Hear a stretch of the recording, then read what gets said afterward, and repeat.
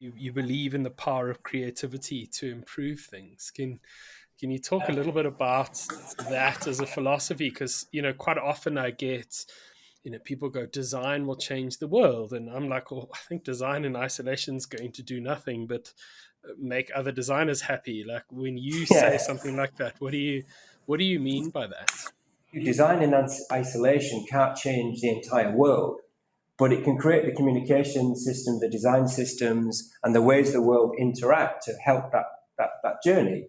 And then it comes down to a personal choice and context of which particular version of that you want to be. Some people lean one way, some people lean another. And we just like the idea that if you're going to make something, if you can make it really highly crafted, and it will make the end users use of it much easier, better, exciting, inspiring, rewarding, wonderful, powerful, and more emotive, something that actually raises the hairs on the back of your neck, then that optimism and positivity is something we really like. And if you take the world on in an optimistic and driven way, you can be part of the change.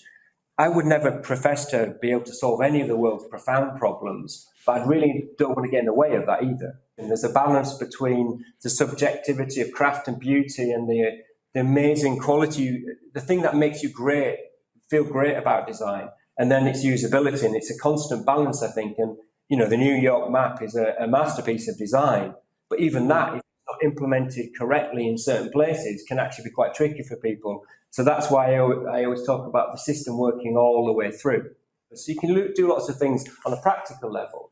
But then if you think about the world being a very complex, difficult, negative, divisive, scary place for people, if you can just click and get to a movie quick, that'll make your life a little bit easier. Or you can click a taxi and go through a really quick journey when you're on a dark street and get home faster.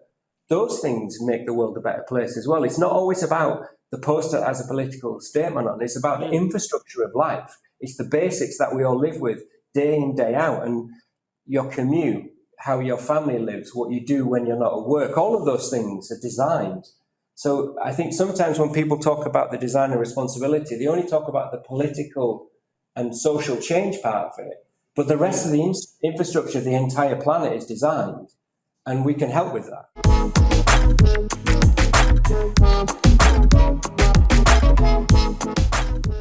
There's just something great about being a creator.